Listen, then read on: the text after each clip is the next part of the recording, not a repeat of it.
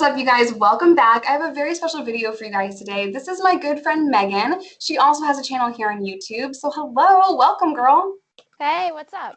What's up? So I begged her to come on because she is sharing on her channel a lot of stuff about medically assisted treatment. And I know so many of you are on it, so it's just an important conversation to have.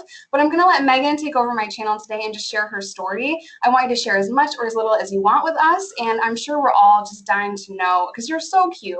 I would not look at you and think that you were an addict. And I know that's a stereotype, but I get it all the time. So I just love you.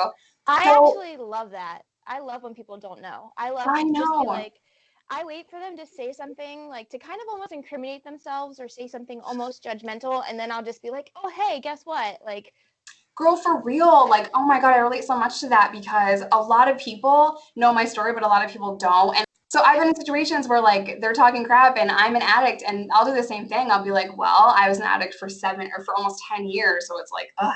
Okay, so where did addiction start for you and where did your recovery start? I want to know all of the deeds. I want to know every single thing that you want to share. all right, well, I actually lived like a relatively normal childhood and teenage. I smoked weed, I drank at parties occasionally, but I was pretty good. And I didn't really fit in. I kind of fit in everywhere, but didn't fit in anywhere at the same Yeah. time. And that really bothered me. Like, I was always just kind of looking for the place where I belonged. So I went to college because I did what I was supposed to do. I graduated with honors. I went to college for graphic design, and I hated it. I hated it so much, and I was miserable. But I went through the motions for as long as I could. And then I remember I had one summer between it was between my freshman and sophomore year of college. I went home and I met that crowd of people. And it was just like Me. it was just amazing. It was like I finally had people that I got along with and people that understood me, that I didn't have to keep secrets from, that I could just be real with. And of course, they were also just lost, didn't feel like they fit in anywhere. And we all just found the drug scene together. It, Yeah. it didn't take long for me to quickly be like, oh, I don't want to go back to college. I want to do this. And I thought I knew everything. So I was living at home with my mom and my stepdad, and I just was like making my own rules. Like, I didn't have a curfew. I didn't want to do this. I didn't want to do that. Like, I thought I knew everything, and I didn't. But so I just was like, well, then I'm going to move out. And I moved out at 18 when I was way too young and just started hanging out with the wrong people, doing the wrong thing. But all of a sudden, like, I got in a position where I could deal a little, and it's like everything switched. All the people that I wanted to be friends with in high school, or all the people that I wanted, to like me then, now they needed me. And it was this huge power dynamic for me. And same thing for a relationship. I had a relationship with this guy who he wanted that lifestyle. And so I just kind of trailed along. And then when we broke up, I was like, well, I can have that lifestyle. So I did it. I did it just to kind of flaunt it and rub it in his face. Can I stop And you just for a second? yeah, I think it's so amazing how honest you are with yourself. You know, you knew what that relationship was, you knew what being a dealer was and how it made you feel. And I just love you for being so transparent. Okay, go ahead. yeah, I was into coke and uppers at that point. So I hadn't, like, I had messed with dope a little. And every time I did, I had a very negative experience. But I kept going back to it. Like, I literally every time I did it, I threw up and I didn't like it. And I avoided it for so long, but it's like I always allowed it to exist around me. It's like Right. not something I really wanted to do, but as you're around it longer and longer and you're around people that do it, you just kind of it becomes less threatening and less scary. And and when I needed something to do, like I wanted to get high and I didn't have anything else I could get, I would do it. And It was just normal. yeah. And I actually have this mentor now. He's an addiction doctor in my area. I met him as his patient, and now he's an amazing person and an amazing resource. But he took me to a presentation he was doing for the local medical professionals in our area. And we were talking about addiction and the genetic predisposition for it. And he said something that like truly stuck with me and really like changed how I viewed my own addiction. He said that, how did he word it? I wrote it down so I wouldn't remember, or so I would remember. It's so there's a 65% chance that addiction is heritable. It's a heritable trait. We know this much, but we don't know exactly what about it is or how it plays. But we do know that what is inherited is this tendency to react a certain way in certain situations. So Right. when you're put in a compromising situation, how are you going to react? Are you going to be like, he gave an example. There's two kids that went to college. One of them has a parent that was an addict and the other one doesn't. So when they go into this party, it's their first college party. They know there's going to be drinking, but then they see someone doing coke or someone doing like another hard drug. The person who doesn't have any like addiction in their blood, I guess, they're going to probably be scared. They're not going to want to hang out there. They're not going to want to, they're just, that's not an area where they want to be or an environment. And people like me, I was just like, nah, whatever, like I'll hang out, I don't care, I'm not doing it, so I don't care. And then I went from I'm not doing it to like, well, he's doing it but I'm not doing it, but I got closer to it. And then I got closer, and the more you expose yourself to it, the less threatening it is, and it's like you said, it's normal. And soon sooner or later you're just doing it, and it's like I never said no. I never said no to anything, and I don't really know why I didn't say no, I just didn't. So I just think it's awesome what you said, because we don't wake up one morning and say, you know what, I really want to be an addict today. Like, today's the day, y'all. I'm going to be an addict. It just happens slowly for a lot of people. I kind of just dove into it knowing full well what was going to happen and gave 0 Fs. But for most people, it's very gradual. It's very slow. Maybe it's just drinking at a party and then drinking the next day, or maybe the next week, and gradually it just becomes your life. So I think that's just a really important thing to talk about addiction. We're not necessarily just like, I really want to be an H addict today. Like, it's slow. It takes time. And once it becomes our normal for so long, it seems so scary and so hard to get out of it. Once that's all we know, and that's our friends, that's our circle, that's whatever, leaving that world is terrifying. It's scary. Change is scary no matter what. I'm almost 30 years old, and just moving is too much anxiety for me. Like, moving houses, anxiety. So yeah. can you imagine changing your entire life? So that's why I always say that addicts are truly warriors, because we have changed every single thing about our life and we've come out on the other side.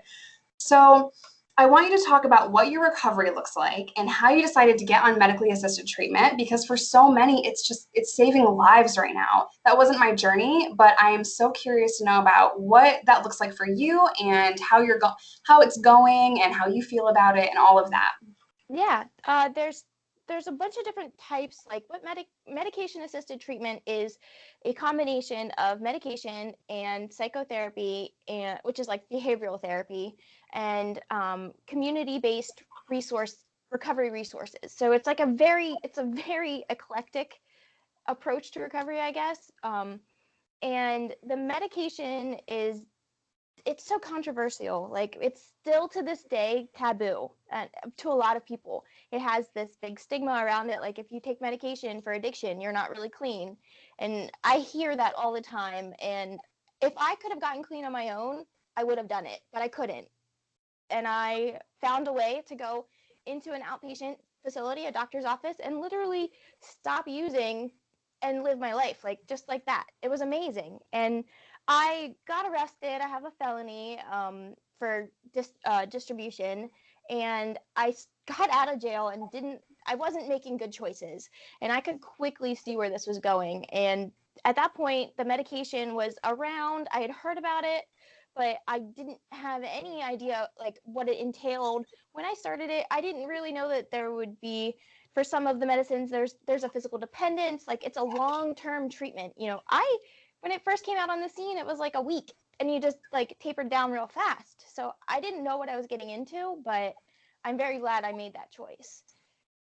So If I could have done it that way, I probably would have, because I white knuckled it because I was forced to. So I think the stigma around it is that, people think you're cheating. yeah, which is really dumb, because if you pass away because of your addiction, then it's really sad. But if you're getting treatment for your addiction and you're actively trying to change your life and get better, then people are going to hate on you. So the moral of the story here is they're going to hate no matter what. Do what's best for you. It doesn't matter what you do. Absolutely. They're going to hate on you if you're too skinny. They're going to hate on you if you're too fat. They're going to hate on Yeah. you regardless. So if that is the path that you're on, don't let other people tell you that you're not clean, because you're actively trying to change your life, and I'm so proud of you. So it does take time to get off of medically assisted treatment. That's a process. Whether that takes you a year, 5 years, 20 years, at this point, I don't care because we have so many people dying. Every 9 minutes, someone dies of an overdose. So that means one person, since we've been on this interview, has passed away from an overdose. So it's really important that we find ways. And I'm glad that it also has cognitive behavioral therapy because it's not just the chemical hooks. Addiction is much deeper than that. So can you talk a little bit about what the therapy looks like for you?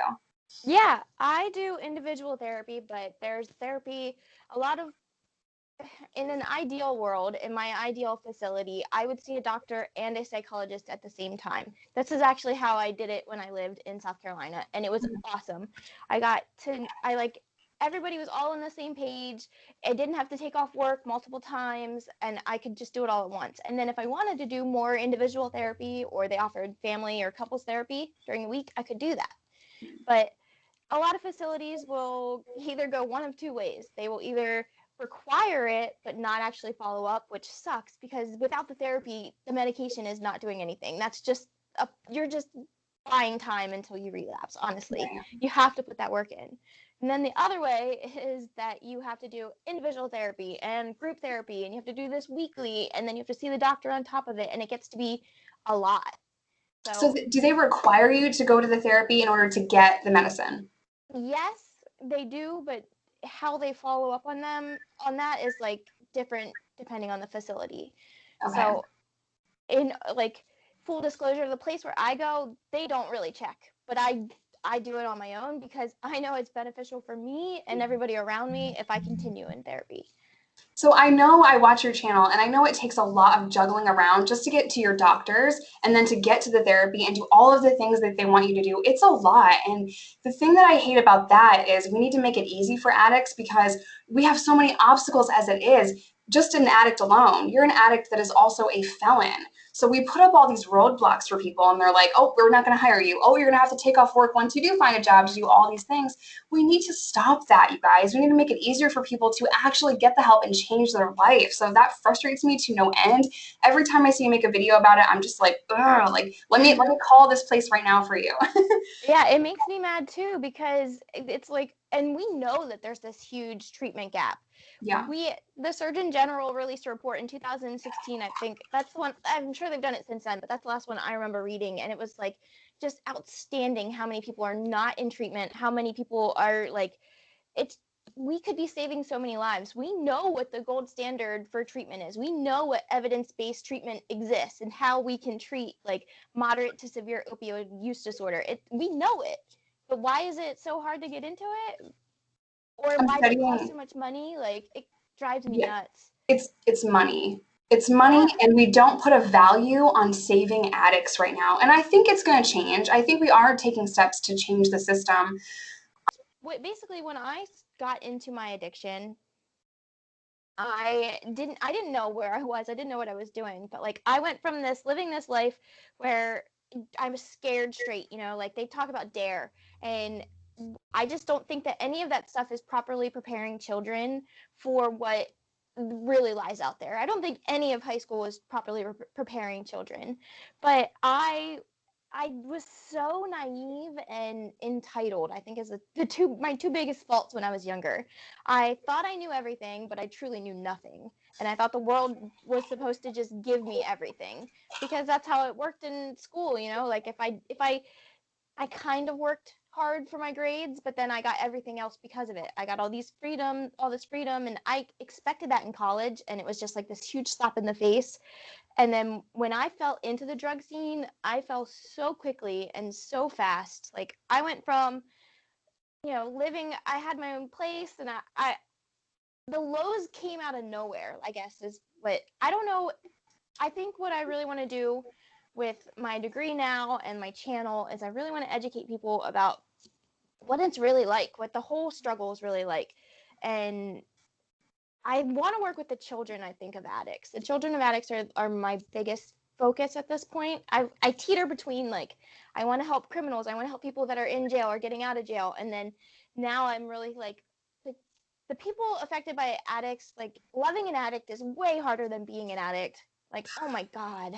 I It mean, we hurts. worry. I didn't know that. I thought I was fine and there was nothing wrong with me because I was functioning, and that just means I was paying my bills and some other people's bills. I didn't see what I was actually doing. Now that I'm sober and I've been sober for years, 7 years, I have I have a family member that's an addict, and I lose sleep. I'm terrified. I worry all the time. I don't know if he's going to be okay. And that is so stressful. Now I can see it. Now I have some hindsight and perspective. And I'm like, damn, I was doing this to everyone, friends, family, everyone. I was terrifying them. So, can we talk a little bit about your aha moment and what made you get sober? I went to jail. I wish So, I jail had was an aha the moment. moment. Yeah. I wish I had an aha moment. Like I was stupid even when I was in jail. I I was I was so lucky when I got my sentence. I was given this IPP sentence, so it's an intermediate punishment program. And instead of doing 3 to 6 years upstate, I was given an 11 and a half to I was ended up being 5 years. So it was like I did 7 months house arrest, or no, 7 months work release, 4 months house arrest, 5 years probation, which turned into parole because I moved out of state. But that was amazing. Everybody that got arrested right after me for like very similar charges or less charges than I had went upstate for years. Yeah. So I should have seen that as a blessing, but I didn't at the time. I was allowed to turn myself into jail, and I literally used until minutes before I turned myself in. So I went in there, I detoxed in there, and then they were like, things got a little tricky at the beginning and I got held up so I couldn't go on work release right away. But I would say after a month I was able to go back out, and they let me go back to the hometown where I was using, back to where I knew everybody, and I I'm so grateful that I got through it, but I was not making good choices. I didn't use while I was there. I didn't like call anybody up, but like there were other things that like let's just say I didn't make good choices. That's really hard. When I got out, you have to parole in New York. You have to parole out to the county that you came from, and there was no treatment centers where I live, like my hometown in New York. There's no rehabs. There's nothing to help addicts, and I was physically forced to get out in my hometown. So I understand that struggle, and it's like, damn, well, it's all the same people, and I didn't have a moment of clarity until I was pregnant in an Arkansas prison. So I Yeah. didn't know. I didn't know that I needed to change. So I think it's great that you went to jail and you're like, no, I'm good. I'm a pass on this. I think Yeah. that's good because it needs to come from somewhere, and you can't do it alone, you guys. I don't care what your journey is. Every path is different. Just because I'm not on medically assisted treatment does not mean I think there's anything wrong with it. And I think you're so strong, Megan, for sharing your story and letting us all know what it's like. So I don't want this to be too long, but you are welcome on my channel anytime. Is there anything else that you want to say to everyone before I let you go? I I think that if you are in recovery, that's amazing. If you're not in recovery, you're always welcome to join us. But the important thing is, like, don't let anyone else define your recovery or how it looks. That's like the biggest thing I advocate for, because recovery comes in all different types of shapes and sizes. You know, we have like 12-step programs, we have smart recovery. You don't even have to do a program. Like I don't work a program like that, but I still do, therapy. Mostly cognitive behavioral therapy is what I prefer, but there are some people that just get clean and then they don't do anything for a long time, and it's like you have to put in some work. Like Right. how you do that is truly up to you, but I think there's too many like too many expectations, what we think we have to do when we get in recovery. Your recovery doesn't it's not like that. Like just take those steps, just take those little steps, do what works for you. And And when we are like, not to cut you off, but when we are in our addiction, we see this big mountain that we have to climb, and we think it's going to take forever. In hindsight, it really doesn't. So you didn't become an addict today, and then you want to stop today. You're using for a long time, so it takes that same amount of time and energy that you poured into your addiction. You have to pour that same time and energy into your recovery. Is it hard? Hell yes, it's hard, but it's possible. I am living proof of that. Megan is living proof of that. So if you are struggling and you do need help, please reach out. We will figure it out. We'll find you a meeting in your hometown. I know Megan is very good at helping helping people find resources on her channel. So definitely go subscribe to her. So we're going to end it now. But again, Megan, you are welcome on my channel anytime you want. So I love you. I love you. I love you. And I hope each and every one of you will go subscribe to her because she's adorable and she has amazing advice, you guys. She's so intelligent and I'm so inspired by you. So keep it up. Stay safe and stay sober. I love you. And I hope to have you back on, at Thanks some for point. having me. Yes, You're thanks. welcome. Love you, Yep. girl. Bye, guys. Bye.